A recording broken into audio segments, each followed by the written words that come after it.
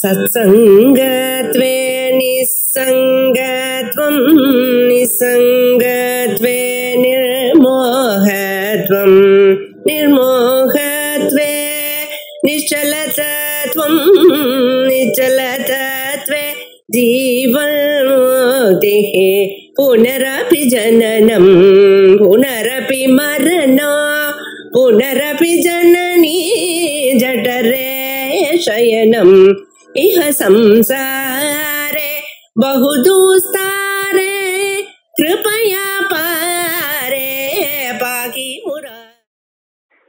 இந்த புத்தகத்துல 541வது பக்கம் கீழே இருந்து 8வது லைன். ஆத கல்பகா ந நிச்சிதாத்வைதः சாஸ்திர பிரணயன வையஸ்யா நாபி அனிச்சித அத்வைதः शास्त्रस्य प्रमामूलकत्वाभाव प्रसंगात् इति चेत् न प्रमामूलकत्वाभावेऽपि अबाधित विषयत्वेन शास्त्रप्रामाण्य उपपत्तेः अन्त्यपक्ष अभ्युपगमात्. இப்ப நம்ம ஏகஜீவவாதம் அப்படிங்கிற ஒரு வாதத்தை பார்த்து கொண்டிருக்கோம். உலகத்துல ஒரு ஜீவன் தான் இருக்கான். அந்த ஜீவனால் தான் மற்றவைகள்லாம் கல்பிக்கப்பட்டிருக்கு அப்படிங்கிற ஒரு பட்சம். இந்த பட்சம் சரியா ரைட்டா இப்படி எல்லாம் பார்க்கக்கூடாது. அநேக பட்சங்கள் ஆத்ம தத்துவத்தை நமக்கு எடுத்து சொல்றதுக்காக பல ஆச்சாரிகள் பல முறைகளை கையாண்டிருக்க. அதுல சில பேர் இப்படி ஒரு பட்சமும் சொல்லலாம் என்கிறதே நமக்கு சொல்லியிருக்க. ஆகையால் இதுல இது வசதி அது தாழ்த்தின்னு இல்லை. எல்லோருடைய அபிப்பிராயம் என்ன, பரமான அபிப்பிராயம் என்ன, நமக்கு அந்த ஆத்ம தத்துவமானது புரியணும் அப்படிங்கிற அபிப்பிராயம். இந்த ஏகஜீவவாதமானது முன்னால சொன்ன திருஷ்டி சிருஷ்டிவாதம் மாதிரி உத்தமாதிகார விஷயமாக இருக்கு. உலகத்தை முழுக்க ஒரே ஜீவன் தான் இருக்க, மற்றவர்கள்லாம் கற்பிதமான ஜீவர்கள் அப்படின்னு சாதாரணமான மனுஷர்களுக்கு அது ஒத்துக்கொள்றது கொஞ்சம் கஷ்டமா இருக்கு. ஏன்னா இவளுக்கு நான் வேற, நீங்க வேற, அவன் வேற, அவள் வேற எனக்கூடியதான வாசனை தானே ஜாஸ்தியா இருக்கு. ஆகையால் அவளுக்கு அப்படி இருக்கு. ஆனா வசுதா இப்படியும் இருக்கலாம் அப்படிங்கிற ஒரு பட்சத்தை சொல்லியிருக்க. இதுல ஒரு ஜீவன் கல்பித்தனா கல்பித்த எல்லாத்தையும் கல்பிச்சுட்டு இருக்க, மற்றவர்கள் அவனால் கல்பிக்கப்பட்டதான ஜீவர்கள். இப்படி இருக்கிற காலத்துல ஒரு சந்தேகத்தை கேட்கிறா. நனு கல்பகா நான் நிச்சித அத்வைதா, யார் உலகத்தை கல்பித்தானோ அவன் அத்வைத ஞானம் நிச்சயமா அவனுக்கு இருக்கா இல்லையா? முதல்ல அது சொல்லு. ஒருத்தன் கல்பகனாக இருக்கார். கல்பகன்னு சொன்னா மற்றவர்களை கல்பித்துக் கொண்டு இருக்கிறார். எல்லோரையும் கல்பித்ததான அந்த ஒரு ஜீவன் முக்கிய ஜீவன் யாரு சொல்ற, அவனுக்கு அத்வைத ஞானம், நிச்சயமான அத்வைத ஞானம் இருக்கா இல்லையா? இருக்குன்னு சொன்னா என்ன ஆகும்? சாஸ்திர பிரணயன வையர்க்கா. அப்ப எவ்வளவு பெரிய சாஸ்திரம் எழுதணும்? அவதான் அத்வைதம் தான் நிச்சயமா தெரிஞ்சு போயிடுச்ச. இருக்கிறதோ ஒரு ஜீவன், அந்த ஜீவனுக்கும் அத்வைத ஞானம் பரிபூர்ணமா நிச்சயமா இருக்கு. மற்றவர்கள்லாம் கல்பிதமான ஜீவர்கள். இவரையும் இவ்வளவு கஷ்டப்பட்டு இவ்வளவு சாஸ்திரத்தை எழுத வேண்டியதுதான் நிர்பந்தம் என்ன? அது வேஸ்ட் தானே. தனக்குதான் ஞானம் வந்தாச்சு. சரி, அவர் ஞானம் நிச்சயம் இல்லை சார் அப்படிங்கிறடா. தனக்கே நிச்சயம் இல்லை, நிச்சயம் இல்லாத இவர் கல்பிச்ச சாஸ்திரம் எப்படி பிரமயா ஆகும்? நாபி அனிச்சித அத்வைதா சாஸ்திரஸ்ய, இவர் கல்பித்ததான ஒரு சாஸ்திரமானது பிரமாமூலகத்துவ அபாவ பிரசங்கா, பிரமாமூலகமாக இருக்க முடியாது, அது பிரமையாக இருக்க முடியாது. தான் பிரமையை அறிந்து ஒரு சமய ஞானத்தை பெற்று அதற்கு பிறகு இந்த சாஸ்திரத்தெல்லாம் எழுதினார். ஆகையால் அவைகள்லாம் பிரமாணம் என்று சொல்ல முடியாது. என்ன சொல்ல போறேன்? இது சேத் நான் இது வரைக்கும் பூர்வபட்சம். ஆகையால் ஏகஜீவவாதம் சரியாக இல்லை. ஏன்னா யார் கல்பகனாக இருக்கிறாரோ அவருக்கு சாஸ்திரம் தெரிஞ்சிருந்தால், நிச்சித அத்வைதனாக இருந்தால் இனிமேல சாஸ்திரம் பிரமணனம் பண்ண வேண்டியதில்லை. நிச்சித அத்வைதனாக இல்லாத போனால் அதுக்கப்புறம் அவர் பிரமாமூலகமாக இருக்க முடியாது. ஆகையால் ரெண்டு பட்சத்திலையும் உதைக்கிறது சுவாமி, ஆகையால் சரியா இல்லையே உங்க மதம் அப்படின்னு அவன் சொல்றான். அதுக்கு என்ன சொல்ற, பிரமாமூலகத்வாபாவே அபாதித விஷயத்வேன சாஸ்திர பிராமாண்ய உபபத்தே அந்தியபட்ச அபியுபகமா. நீங்க ரெண்டு பட்சம் சொன்னேன். இந்த ரெண்டு பட்சத்துல ரெண்டாவது பட்சத்துல தோஷம் இல்லை. முதல் பட்சம் நாங்க விட்டோம், ரெண்டாவது பட்சத்துல தோஷம் இல்லை. ரெண்டாவது பட்சத்துல தோஷம் இல்லைங்கிற தோஷம் இல்லாம எப்படி போச்சு அப்படின்னு கேட்டா அதுக்கு சொல்ற, சாஸ்திரம் பிரமான்னு சொன்னா பிரமா லட்சணம் என்ன, அனதிகத அபாதிதார்த்த விஷயக ஞானத்துவம் பிரமாணம். அனதிகதமா இருக்கணும், அந்த பொருளானது பிரயோஜனவத்தா இருக்கக்கூடியதா இருந்த பொருளானது அபாதிதமா இருக்கணும், அவ்வளவுதான் சொல்லியிருக்கே தவிர அதை பண்ணினவர் எப்படிப்பட்டவர்னு அதை பத்தி உங்களுக்கு வேணுமோ, கல்பகன் எப்படி இருக்கணுங்கிறத பத்தி நமக்கு வேண்டியதில்லை. சாஸ்திரமானது அபாதிதமாக இருந்தால் போரும், அனதிகதமாக இருந்தால் போரும். பிரமாணத்துக்கு என்ன, அனதிகதம் முன்னால அறியப்படாததாக இருக்கணும், அபாதிதம் அது மற்றொரு ஞானத்தினால பாதத்தை அடையாமல் இருக்கணும், பிரயோஜனவத்தாக இருக்கணும், அது இருந்தா போருமே. அதான் சொல்ற. ஆகையா பிரமாமூலகத்வாபாவேபி அபாதித விஷயத்வேன அதனுடைய விஷயம் பாதத்தை அடையவில்லை. சாஸ்திர பிராமாண்ய உபபத்தே இதனாலேயே சாஸ்திர பிராமாண்யம் போரும். சாஸ்திரம் பிரமாணம் என்று சொல்வதற்கு அபாதிதமா இருந்தால் போரும். ஆகையால் அந்தியபட்ச அபியுபகமா, அந்தியபட்சம் ஒத்துக்கிறோம், தோஷம் இல்லை. அதற்கு பிறகு நச்ச அமுகஸ்தா இத்யனிச்சயே பக்வாயாச சாத்திய மோட்சார்த்த பிரவருத்திய யோகா. அதற்கு மேல சார் இந்த சாஸ்திரங்கள்ல இன்னார் கல்பித்தார் அப்படின்னு தெரியாத போனால் நம்ம எப்படி சார் இவ்வளவு சிரமப்பட்டு இந்த சாஸ்திரங்கள்லாம் வாசிக்கிறது? சாஸ்திரங்கள் வாசிக்கிறதுன்னு சுலபம் இல்லை. நம்ம ரொம்ப நாளா வாசிச்சதுனால நமக்கு என்ன ஆச்சுன்னா சாஸ்திரம் தானே பரவாயில்லைன்னு தோணுது. 10 உபனிஷத்துகள், அதையும் சாந்தோக்கியம் முதலாரண்யக்கு மட்டும் பார்த்தேன்னா எவ்வளவு பெருசு. நீங்க ஒரு டிகிரி லெவல்லையோ அல்லது போஸ்ட் கிராஜுவேட் லெவல்லையோ எவ்வளவு வாசிச்சாலும் அத்தனையும் சேர்ந்து ஒரு பிரதாரண்யம் தான் இல்லையா? ஏன்னா நம்ம எப்படி வாசிக்கிறோம், லைன் பை லைன் வாசிக்கிறோம், ஒரு பதமும் விடப்படாது அப்படின்னு வாசிச்சுட்டு இருக்கோம். அப்படி வாசிச்சோம்னா இந்த கண்டென்ட் எவ்வளவு இருக்குன்னு கொஞ்சம் யோசனை பண்ணி பாருங்க. அவ்வளவு விவகாரங்கள் வாசிக்கிறோம். இது இல்லாம சூத்திர பாஷ்யம், அது இல்லாம கீதா பாஷ்யம், இவெல்லாம் எப்படி இவ்வளவு சாஸ்திரம் வாசிக்கணும்னு எவ்வளவு சிரமப்பட வேண்டியதா இருக்க ஒரு மனுஷன். அது அந்த சாஸ்திரத்தை யார் பண்ணினான்னு தெரியாத போனால் இவ்வளவு சிரமப்பட்டு அதை படிக்கணுங்கிறது ஒரு பிரவೃತ್ತಿ வருமா? யார் சார் பண்ணி இந்த புத்தகத்தை யார் எழுதினார், ஆதர் தெரியாது சார், அன்னோநாதர் அப்படின்னு இருந்தது. ஏன்னா இவனுக்கு ஒரு நம்பிக்கை வருமோ அல்லது அது படிக்கிறதுக்கு வேண்டியதான ஒரு பிரவೃತ್ತಿ வருமோ அவனுக்கு? அதனால இன்னார்தான் கல்வித்தார்னு தெரியாத போனால் எப்படி பிரவೃತ್ತಿ வர முடியும் அப்படிங்கிற அமுகா சா. அமுகனா இன்னார் அர்த்தம். சாதாரண இன்னாருங்கிறோமோ நான் தெரியலையோ நான் அமுகத்தா இது அனிச்சயே பக்வாயாச சாத்திய மோட்சார்த்த பிரவருத்திய யோகா. இது அவ்வளவு சுலபமான காரியம் அல்ல, ரொம்ப ஆயாசப்படணும். சாதாரணமா எத்தனை தரம் ஆச்சாலும் மறுபடியும் சந்தேகம் இருந்து கொண்டே இருக்குன்னு. ஆயால் இப்படிப்பட்டதான ஒரு சாஸ்திரத்துல பிரவருத்தி வராதுன்னு பிரதிசரீரம் ஆமஹமிகையா பத்தோகமிதி நிச்சயஸ்ய சுவானுபவ சாட்சிகத்வேன பிரவருத்தி சம்பவா. ஒரு விஷயத்துல பிரவருத்தி வரணும்னா என்ன, யாரு புத்தகம் எழுதினான்னு பார்த்து பிரவருத்தி வரல நமக்கு. ஒவ்வொரு செகண்டும் மனுஷனுக்கு நான் பத்தனா இருக்கேன், எனக்கு முக்தி வேணும் அப்படிங்கிற ஒரு எண்ணம் இருக்கு.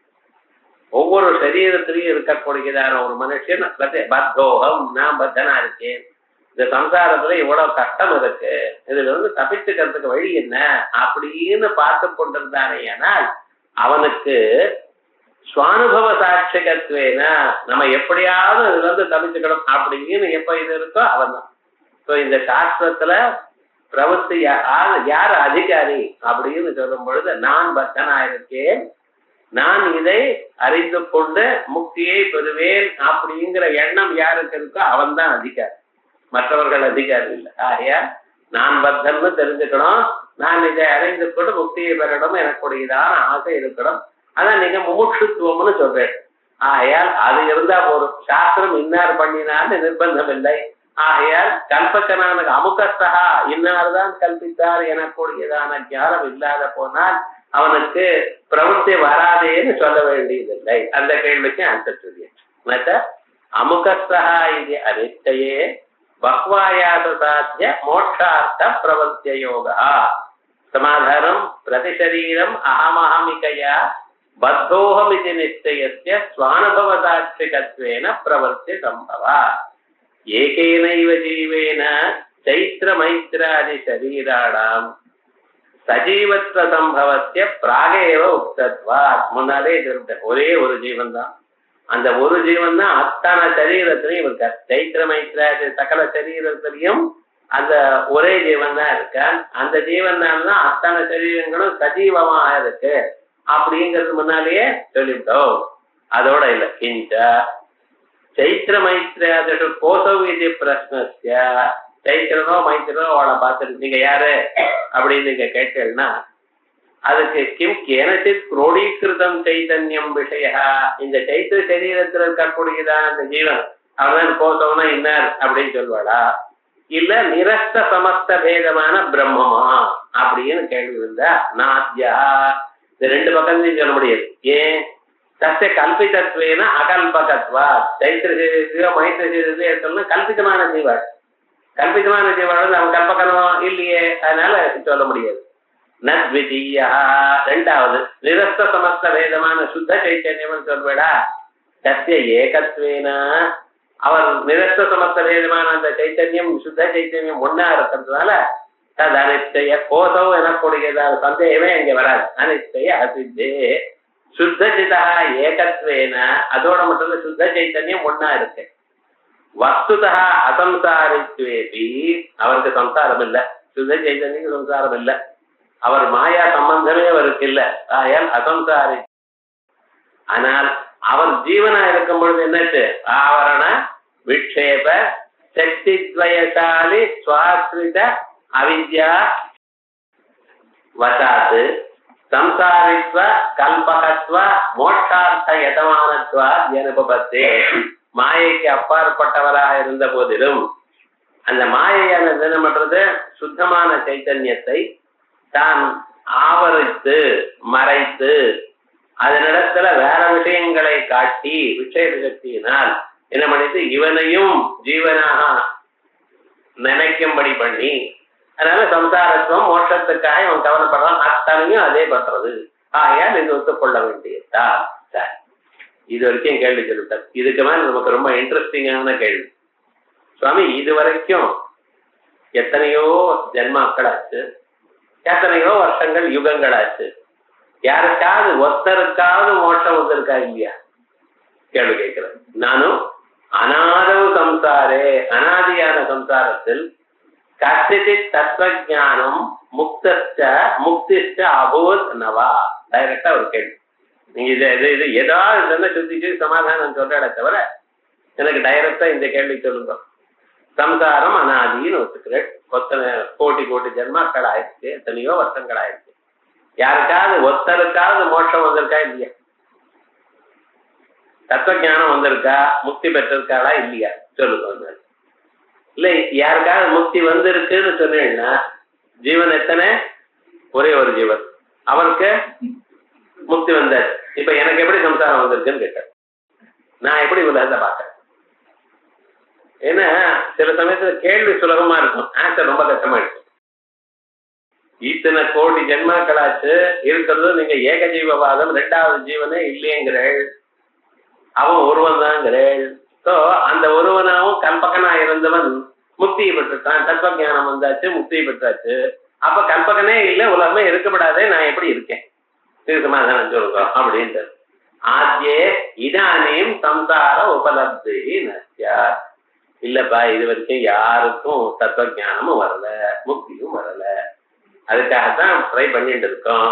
அதான் உங்களையும் கல்பிச்சிருக்கோம், அட்லீஸ்ட் உங்களுக்காவது முக்தி வரட்டுமே அப்படின்னு சொல்றடா அப்படின்னு. அப்ப என்ன சொல்ற?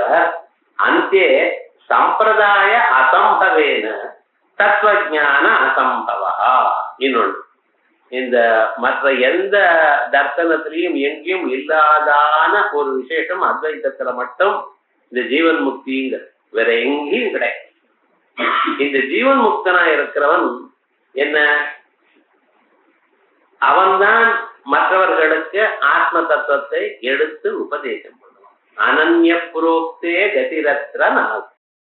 ஸ்ருதி என்ன சொல்றது, தான் அனன்யனாக இருந்து கொண்டு அனன்ய பாவனையோடு இருந்து சொன்னானே, ஆனால் அந்த கேட்கிறவனுக்கு அவகதேர் நாஸ்தினா, அவனுக்கு ஞானம் வராது என்கிறது இல்லை.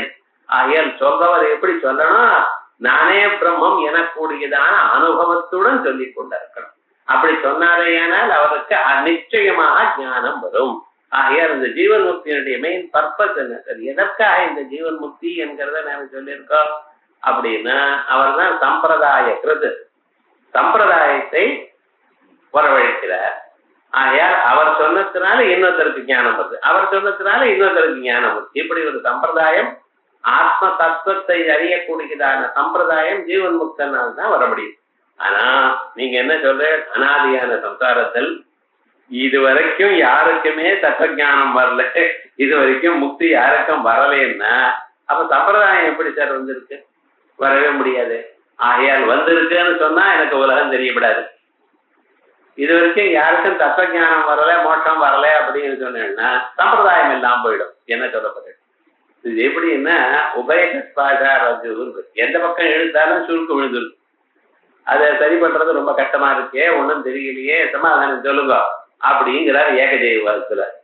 நானும் அநாதவ சம்சாரே, அனாதியான சம்சாரத்தில் கத்திச்சிது தத்துவஜானம் முக்திஷ்ட அபூத் நவா, யாருக்காவது தத்துவஜானமும் முக்தியும் ஏற்பட்டிருக்கா இல்லையா, ஆத்யே யாருக்காவது முக்தி தத்துவஜானம் வந்திருக்கு என்று சொல்விடையானால் இதானே சம்சாரோபலப்தர் நஸ்யா, இருக்கிறது ஒரு ஜீவன், அந்த ஜீவனுக்கு முக்தி வந்தாச்சு, அஜ்ஞானம் எல்லாம் போயாச்சு. ஆகையால் இனிமேல சம்சாரம் தோணப்படாது, ஆகையால் எனக்கும் சம்சாரம் தோணப்படாது. ஆனா தோணிட்டு இருக்கு, அதனால நீங்க சொல்ற தப்பு.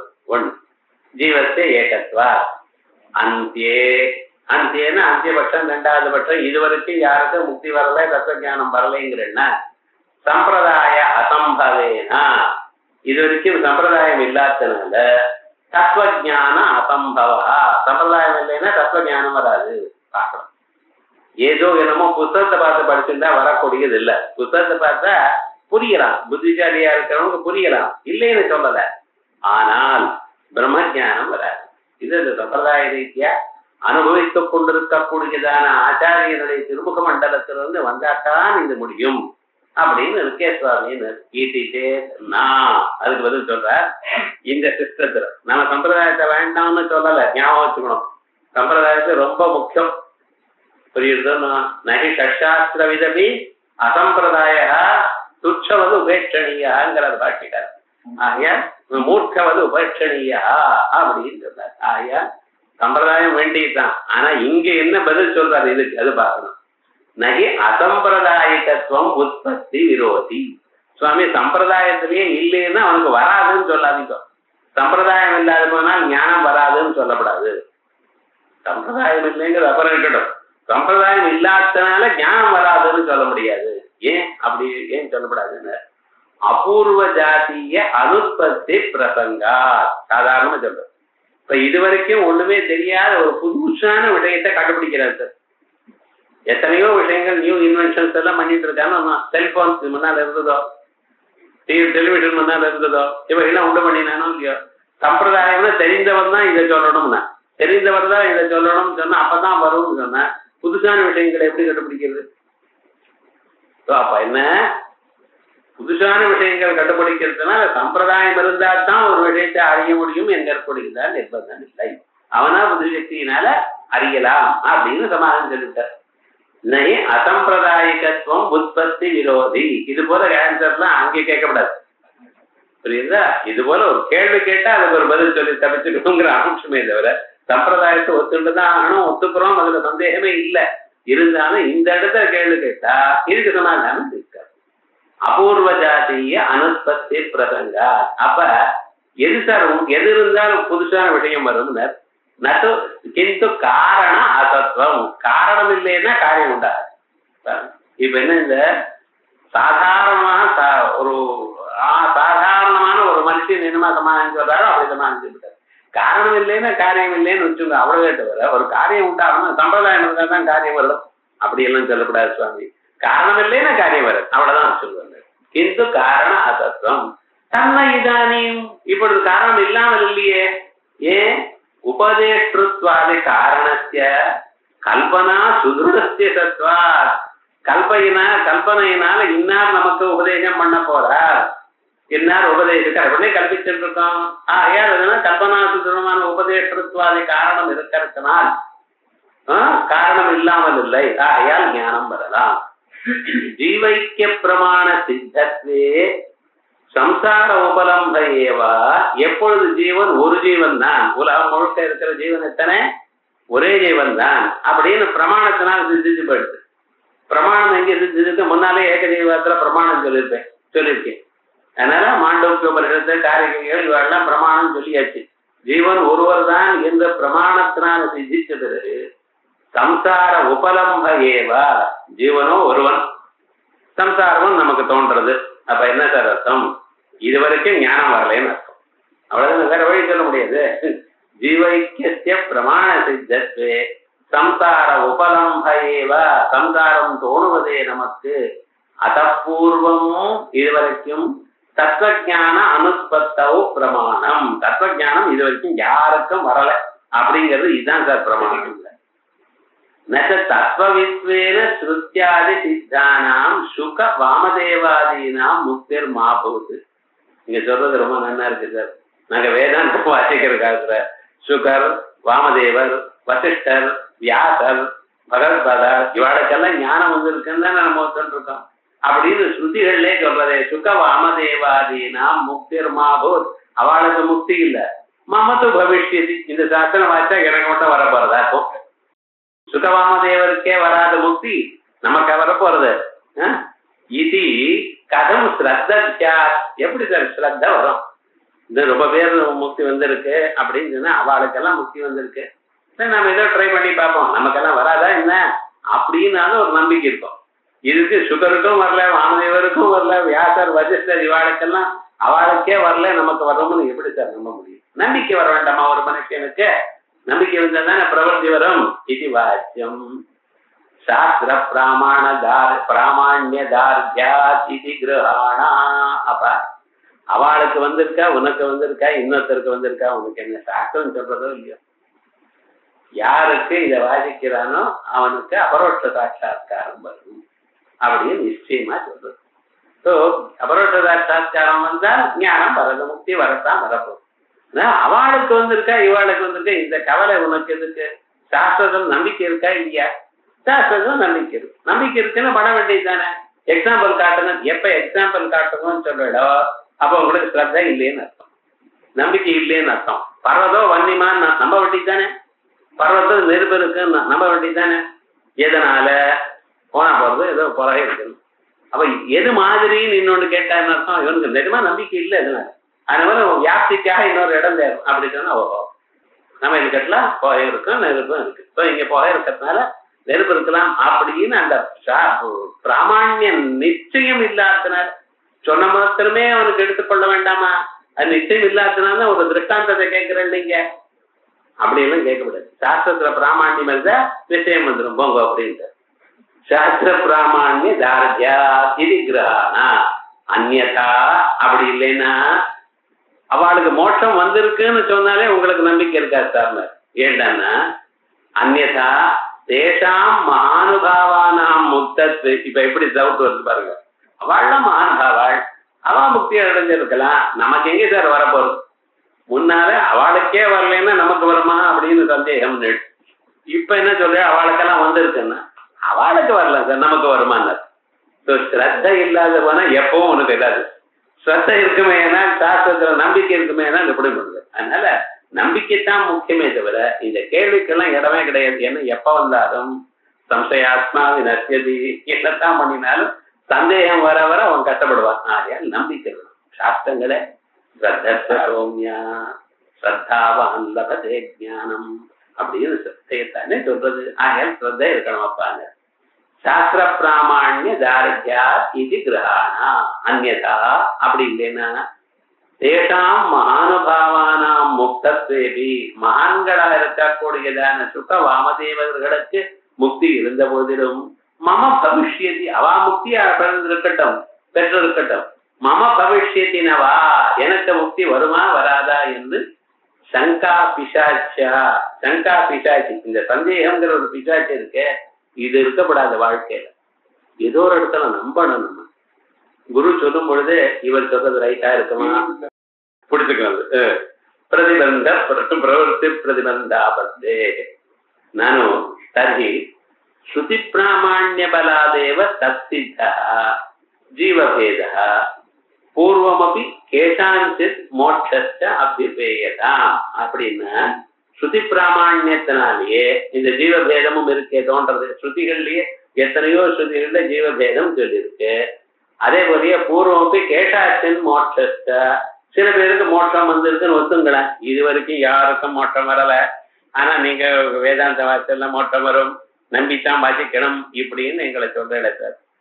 எந்த சாஸ்திரங்கள் சொல்றதே அந்த சாஸ்திரங்களையே அநேக ஜீவர்கள் இருக்கிறதாகவும் அந்த ஜீவர்கள்ல சில பேருக்கு மோட்சம் வந்தா போலையும் சுகவாமதேவாதிகளுக்கெல்லாம் மோட்சம் வந்தா போலையும் இப்படி இல்லைன்னு சொல்றது அதை ஒத்துங்களேன் அப்படின்னு நானும் தருகி ஸ்ருதி பிராமணிய பலாதேவ இப்பத்தானே நீங்க சொன்ன ஸ்ருதிய நம்பணும்ட்டு அந்த ஸ்ருதி தான் சொல்றது தத்வித்தோ ஜீவபேத பூர்வமபி இதற்கு முன்னாலேயும் கேசாஞ்சித் மோட்சஸ்ட சில பேருக்கு மோட்சம் வந்ததாகவும் சொல்லப்படுறது அது ஒத்துக்கொள்ளுங்களேன் இது சொல்லிருக்க சொல்ற சூயதே தத் யோயோ தேவானாம் பிரத்யபுத்யதா சயேவ ததபவது ததா ருஷீணாம் ததா மனுஷ்யானாம் தத்யோயோ தேவானாம் மத்தியே தேவதைகளுக்குள் யார் பிரத்யபுத்தியதா ஆத்ம தத்துவத்தை அறிந்தார்களோ சஹா அவர் ததபவது அந்த பிரம்மமா ஆயிட்டார்.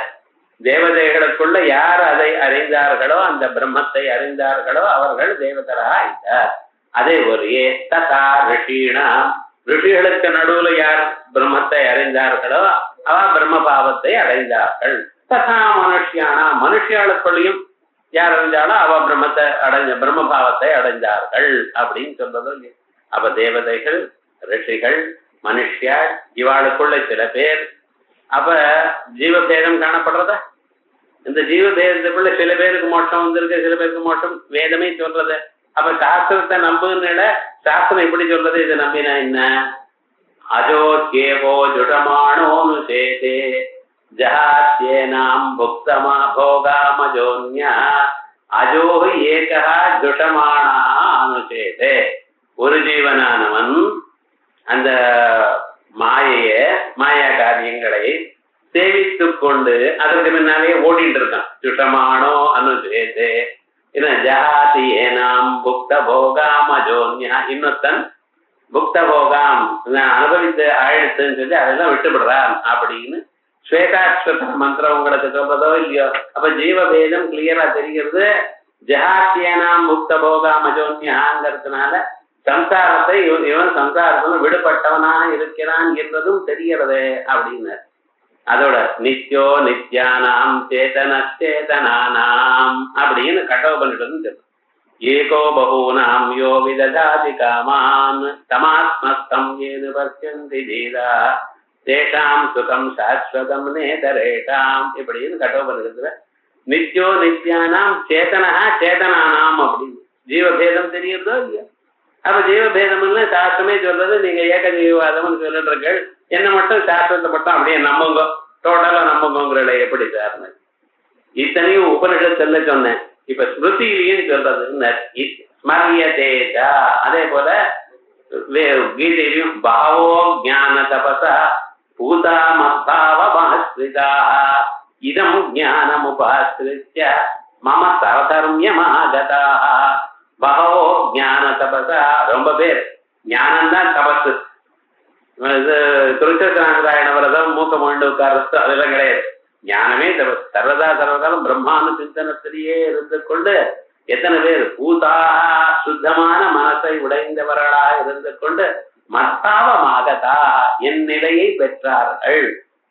மான்கள் எத்தனையோ பேர் பழைய நாள்ல என்னுடைய நிலை அடைஞ்சிருக்கா. இதம் ஞானம் உபாசிரித்யா, எந்த ஞானம்? ஞான தபசான்னு சொன்ன எந்த ஞானம்? இந்த 16வது அத்தியாயத்துல அத்வேஷ்டா சர்வபூதான்னு சொல்றேன். இந்த ஞானம் இதை அடைஞ்சு மம சாதர்மியமாகதா. சாதர்மியம்னு அத்தியந்த ஐக்கியம்னு அர்த்தம். இது எனக்கு சிமிலரா இங்க ஒரு பரமாத்மா அங்க ஒருத்தர் அப்படின்னு இல்லை, எப்படி ஒன்னா ஆயிட்டாலே அப்படின்னு பகவான் சொல்லியிருக்கார்.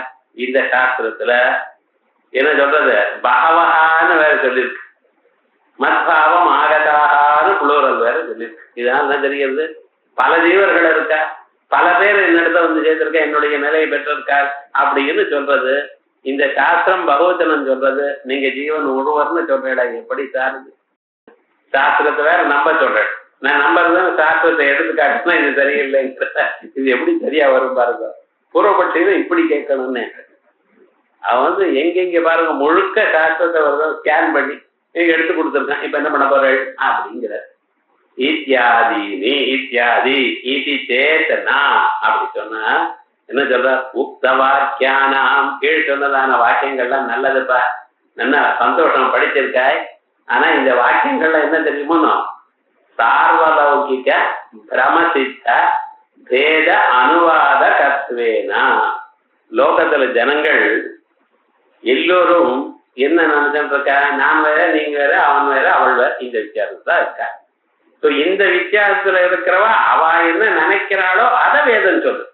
அவள் இருக்கக்கூடியதான வேத ஞானத்தை வேதம் அனுவாதம் பண்றது. புதுசான ஒரு விஷயத்தை சொல்லணுமையானால் தெரிஞ்ச விஷயத்தை சொல்லி அப்பா அதுல இது விசேஷம் அப்படின்னு சொல்லணும். ஏதாவது ஒண்ணு உத்தேசிச்சு அதுக்கப்புறம் தான் அதுக்கு மேல புதுசான விஷயத்தை விதிக்கணும். விதிக்கிறதுக்கு முன்னால ஏதாவது ஒண்ணு உத்தேசிச்சு தானே விதிக்கணும். உன்னை எடுத்துட்டு அப்பா இதை நினைச்சு இப்படி நினைச்சிட்டு இருக்கா அது இல்லைன்னு சொல்லணும். ஆகையால் லோகத்தில் இருக்கக்கூடியதான ஜனங்கள்லாம் எந்த ஒரு பேதத்தை கருதி கொண்டிருக்கிறார்களோ, ஜீவபேதம் உண்டுன்னு எதை சொல்றாளோ அதை வச்சுட்டு அதை எடுத்துட்டு அதுக்கப்புறம் அது சொல்லியிருக்க அவ்வளவுதான். அதனால நிஜமாக அது இருக்குன்னு சொல்லாதீங்க. உக்த வாக்கியானாம் சார்வலௌகிக, லோகத்தில் இருக்க எல்லா மனுஷியாலும் எந்த ஒரு பிரமத்தை பெற்றிருக்கார்களோ அந்த பிரமத்தினால கிடைத்ததான எந்த ஒரு பேதம் உண்டோ அந்த பேதத்தை அனுமதிக்கிறது ஸ்ருதி. அந்த பேதத்தை கையாண்ட அதை சொல்றது எதுக்கா, அதனால சொல்றதுனால தத்பரத்வாபாவா, அந்த ஸ்ருதியில அந்த விஷயத்துல தாற்பயம் இல்லை. ஒரு விஷயத்தை சொல்லணும்னா அதை சொல்றதுக்காக முன்னால நம்ம லோகத்துல இப்படி சொல்லிட்டு இருக்கா அப்படி சொல்லிட்டு இருக்கா அப்படின்னு எல்லாத்தையும் அனுவாதம் பண்ணிட்டு அதுக்கப்புறம் சொல்றோம்.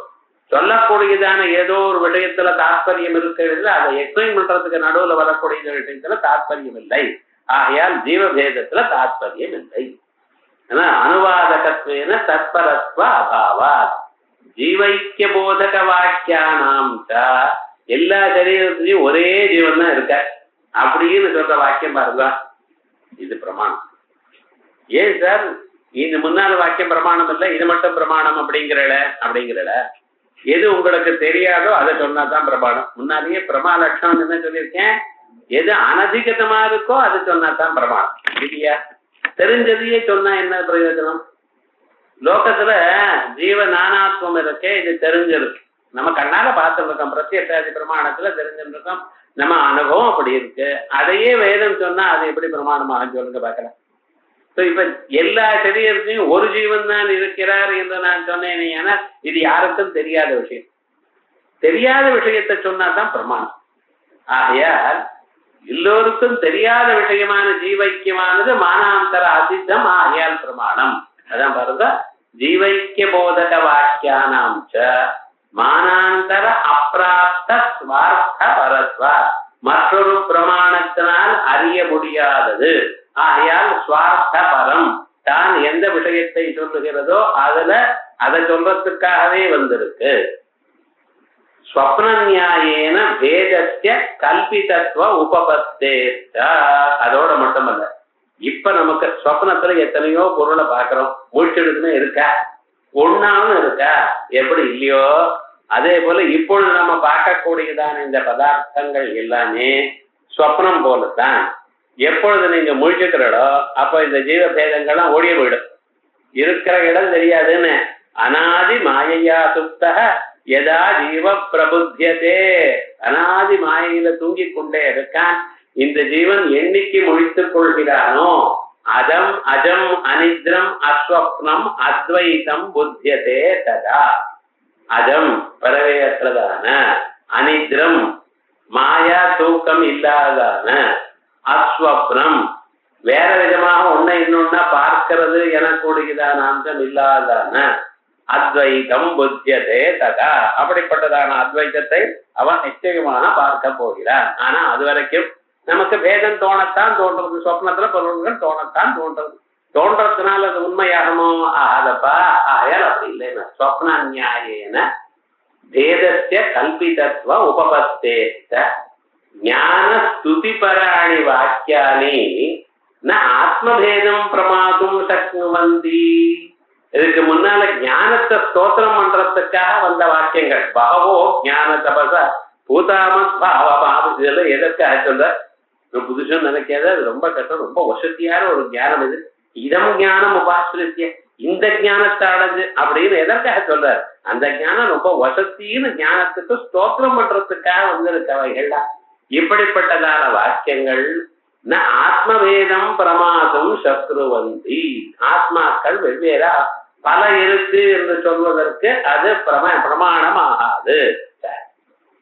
தாத்பரியவத் வாக்கிய அவிரோதேன. இந்த வாக்கியங்கள்னா தாத்பரியத்துடன் கூடினதான வாக்கியத்துக்கு விரோதமா இருக்கிறதுனால, வாக்கிய அவிரோதேன விரோதம் இல்லாததுனால அதாத்பரியவத் வாக்கியானாம் குணவாதத்துவ உபபத்தே. மற்ற வாக்கியங்கள் தாத்பரிய வாக்கியத்துக்கு விரோதமா இருக்கிற வாக்கியங்கள் அதுல என்ன? குணவாதம். விரோதே குணவாதஸ்யா அப்படின்னு விரோதமான வாக்கியங்கள் குணவாதம். குணவாதத்துவ உபபத்தே. அதோட இன்னொரு இடம் சொல்ற பாருங்க. அதீத அநாகதா செய்வ யாவந்தஸ்தஹிதாக க்ஷணாஹ ததோபி அனந்த குணிதா ஜீவானாம் ராசய ப்ருதத். அதீத அநாகதா செய்வ. இதுவரைக்கும் நீங்க பிறந்து இந்த உலகம் உண்டாய் எத்தனை க்ஷணங்கள் உண்டாயிருக்குன்னு எண்ணி பாருங்க. முடியுமா? இன்ஃபைனைட். அதோட அநாகதா செய்வம், இன்னும் எத்தனை க்ஷணங்கள் வரப்போறது அது வருங்க. எத்தனை க்ஷணங்கள் உண்டோ ததோபி அதை விட அனந்த குணிதா, அதை விட ஒரு இன்ஃபினிட்னா பெருக்கினா எவ்வளவு வருமோ அத்தனை பேர் இருக்காங்க. ஜீவான அம்ராச எப்ரதத் அப்படின்னு ஜீவர்கள் எத்தனைக்கும் இத்தனை ஜீவர்கள் இருக்கான். அசங்காகமான ஜீவர்கள் இருக்கான்னு ஒரு ஸ்மிருதி சொல்றது. அதான் கூட்டங்கள், ஒரு ஜீவர்கள் அல்ல, அத்தனை கூட்டமான மனுஷர் அத்தனை பேர் இருக்கான்னு இருக்குன்னு சொல்றதே. இத்தியாதி ஸ்மிருதிரபி. இப்படிப்பட்டதான ஸ்மிருதிகளும் ஜீவோபாதி பேத அனுவாதகத்தையா வியாக்கிய. ஜீவ உபாதிகள் அத்தனை இருக்கு. ஜீவனுக்கு உபாதி என்ன? அந்த கரணம். அத்தனை அந்த கரணங்கள் இருக்கு என்று சொல்றதுக்காக வந்திருக்கே தவிர அத்தனை ஜீவர்கள் இருக்கான்னு நினைக்காதீங்கோ.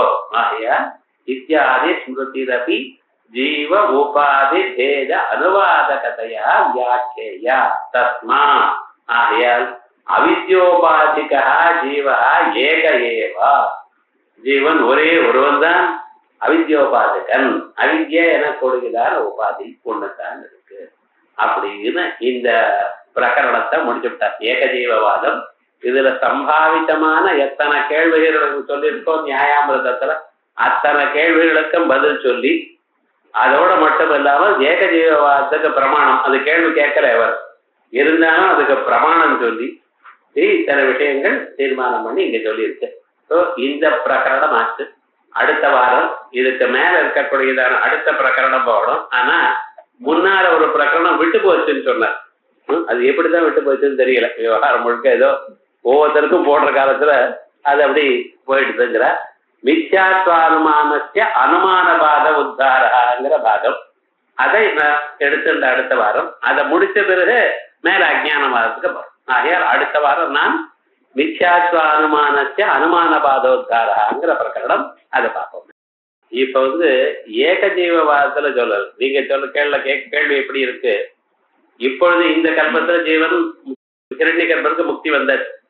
முக்தி வந்தாச்சுன்னா எப்ப முக்தி வந்திருக்கு? கல்பம் முடியிருக்காது. சம்பிராப்தே பிரதிசஞ்சரே பரஸ்யாந்த கிருதாத்மான பிரவிசந்தி பரம்பதம் அப்படிங்க. அது எதுல இருக்கு? அவரோட சேர்ந்து மற்றவர்களும் முக்தியை பெறுகிறார்கள் அப்படிங்க. அது நானாஜீவவாதம் தான் சொல்லியிருக்கோம்.